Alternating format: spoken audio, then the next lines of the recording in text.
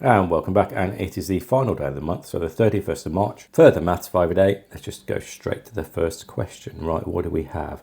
So make M the subject. Actually, this is not too bad because there's only one M. So what I could do is just first step, move. I'm not really moving. Actually, let me write it down and then I'll explain what I've just said. If you think about it, 12 divided by 3 is 4. So in other words, I can just put that over there and say 12 divided by 4 is 3. So that's what I mean by moving. It's not really a rule, but it's just how maths works.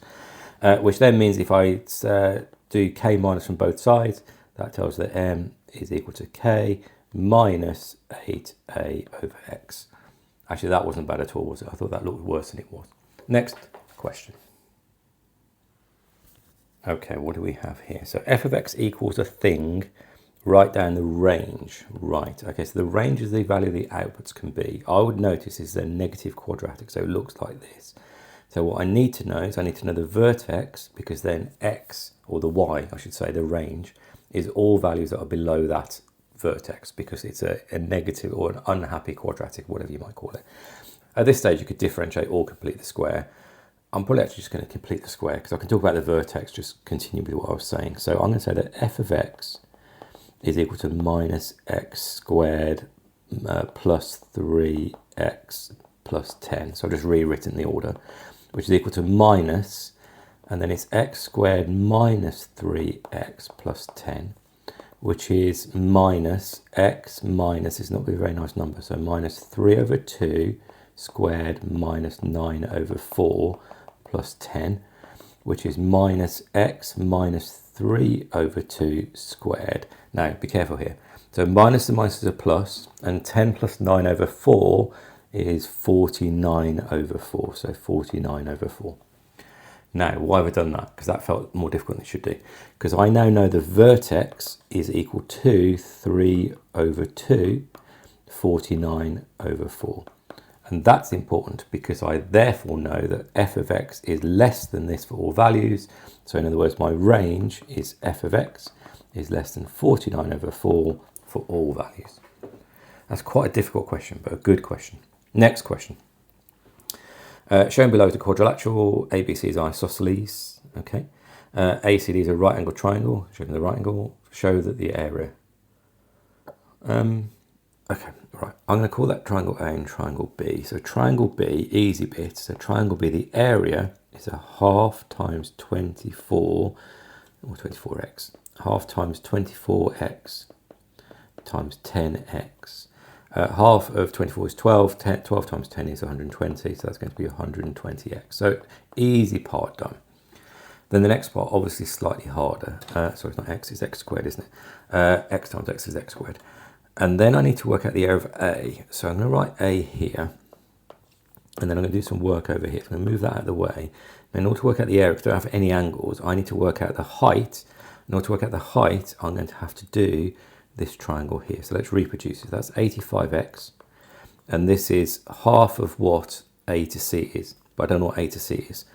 So let's just do some math. So A to C is 24x squared plus 10x squared, all square rooted, which is the same as, well, ignore the x's for a moment. So 24 squared plus 10 squared, all square rooted, is 26. Now, I'm quite happy that's a nice number, by the way. That suggests I'm doing the right thing.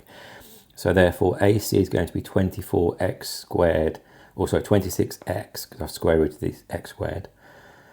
Let's do this over here so you can see what I'm doing. So that's going to be 26x, but this is half of that, so that's 13x. Let's say that again. So I've worked out the whole of this here is 26x, which means half of it is going to be 13x, which is what this length here is. Which means, wow, this question is really quite challenging. Which means, let's give this a name. So let's call this E, which means A to E is going to be 85x squared minus 13x squared, all square rooted. So Pythagoras again. Calculator out again. So 85 squared minus 13 squared. Now again, because my answer is 1212, I'm hoping for a nice number here. So square root, I do indeed get the nice number of 84x. And now it's not too bad, because now I can do the area of A is going to be half the base, which is 26x, times by the height, which is 84x. Calculate that again. So 26 times 84 times 0.5 is 1092 x squared. Now, let's catch up what we've done. I've worked out the area of A. I've worked out eventually the area of B. Add these two things together, so I'm just going to write A plus B here. So 1092 plus 120, phew, I have got it right, is 1212 x squared. That was, again, not a too difficult question, but definitely quite a challenging question. So well done if you got that.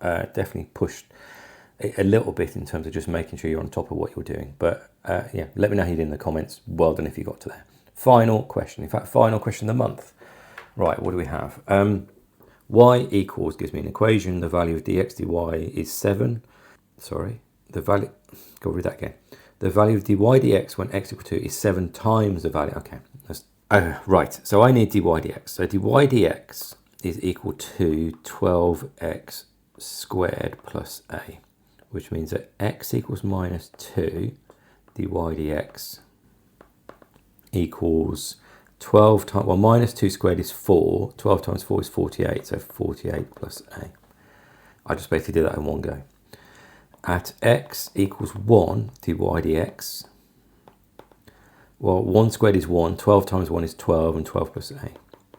And then it links it by saying here that the second one times 7 is the first one. So in other words, 48 plus a is equal to 7 times 12 plus a. 48 plus a is equal to 84 plus 7a. Yeah, that's correct. Move my a to the other side, it gives me 6a. Take away 84 from both sides, gives me minus 36, which means that a, after all of that, is equal to minus 6. Well, that's a good question. I have to say I misread the question to start with, but actually that works out quite well. So do two different values equal to each other multiplied by 7, a falls out. Good question. That was quite challenging today. Not awful, but definitely sort of fairly challenging questions relative to what we've seen before. As ever, let me know how you did. Do like, subscribe. See you tomorrow. Thanks all.